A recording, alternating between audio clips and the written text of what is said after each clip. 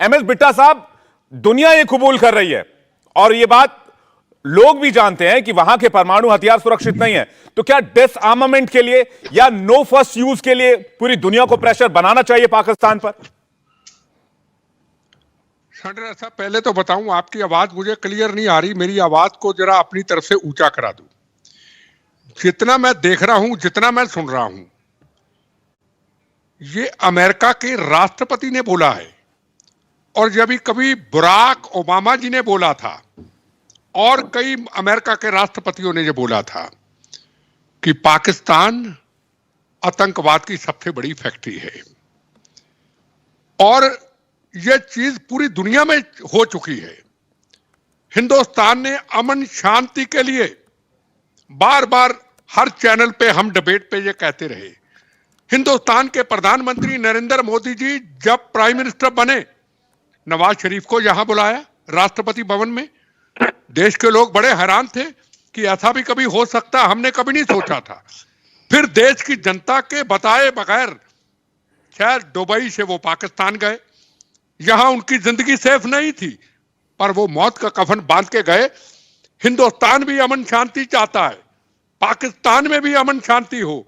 पाकिस्तान में आईएसआई से, पाकिस्तान की उन सरकारों से जो हिंदुस्तान में आतंकवाद फैलाती हैं, हमारी दुश्मनी हो सकती है। हम बदला लिया, हम बदला लेंगे, पर पाकिस्तान के आम आवाम से हमारी कोई दुश्मनी नहीं। यह हिंदुस्तान ने, प्रधानमंत्री नरेंद्र मोदी जी ने महात्मा गांधी की सोच पे चलते हुए पूरी दुनिया में बताया कि हिंदुस्तान जंग नहीं चाहता, हिंदुस्तान आतंकवाद नहीं चाहता। हिंदुस्तान चाहता है ना पाकिस्तान में किसी बहन का सुहाग उजड़े, ना हिंदुस्तान में। क्या हुआ उसके बाद? मुझे पता था ये होगा, मैं जानता हूं वहां की आईएसआई किस हालात तक जाती है। दीनानगर और पठानकोट की घटना हुई, आपके सामने है। कोशिश पूरी हुई कि हालात नॉर्मल हो और उस वक्त जो पाकिस्तान ने हालात खराब किए दीनानगर पठानकोट की घटना के बाद, और उसके बाद पुलवामा के अंदर आपने देखा क्या हुआ, हमारे 40 जवानों का शहीद कर दिया गया। उसके बाद 370 धारा हटी, लड़ाई फिर अभी भी जारी है।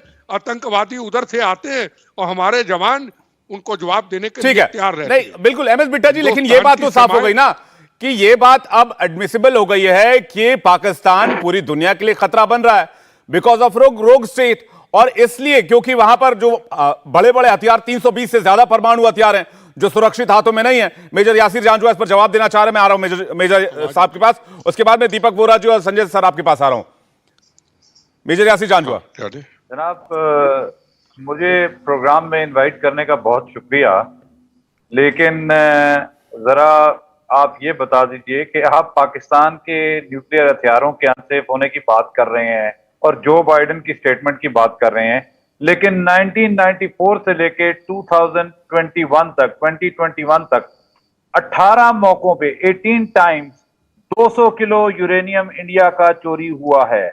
आपको मैं एक एक किलो और एक एक ग्राम की डिटेल दे सकता हूं यहाँ पे। Hold on. तो आप लोग लूज नेशन है जिनके पास कोई कमांड एंड कंट्रोल ही नहीं है अपने न्यूक्लियर एसेट्स को संभालने की, और फिर उसके बाद सोने पे सुहागा हो जाता है। आपका ब्राह्मोस मिसाइल गलती से उड़ जाता है और पता नहीं, समझ नहीं आती है किधर जा रहा है, कोई कमांड एंड कंट्रोल नहीं है।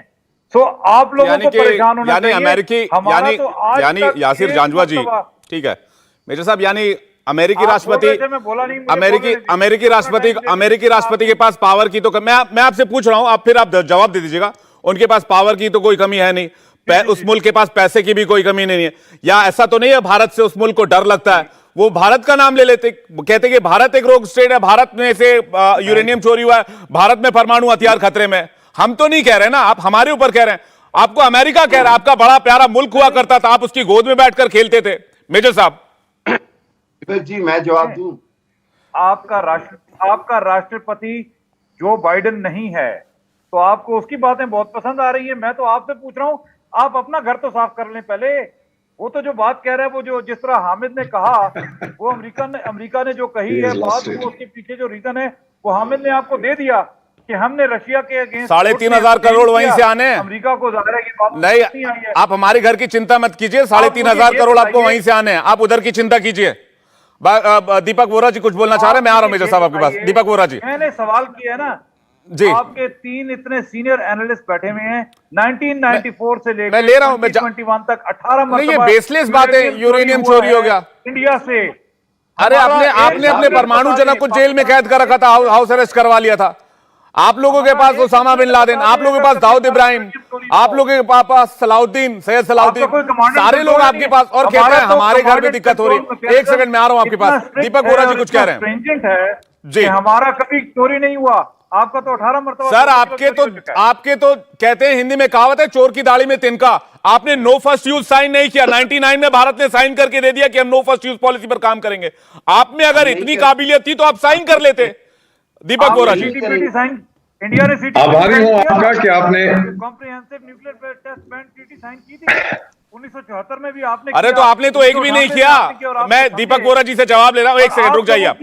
ठीक है मेजर साहब, ठीक है मेजर साहब, गलतफहमी आपकी है, पैसे आपको चाहिए, बाइडेन आपके बारे में बोल रहे हैं, तो अपनी गलतफहमी आप थोड़ा सा दूर कर लीजिए। इंडिया टीवी हर वक्त हर जगह डाउनलोड करने के लिए सर्च करें India TV news Google play store या ऐप स्टोर पर।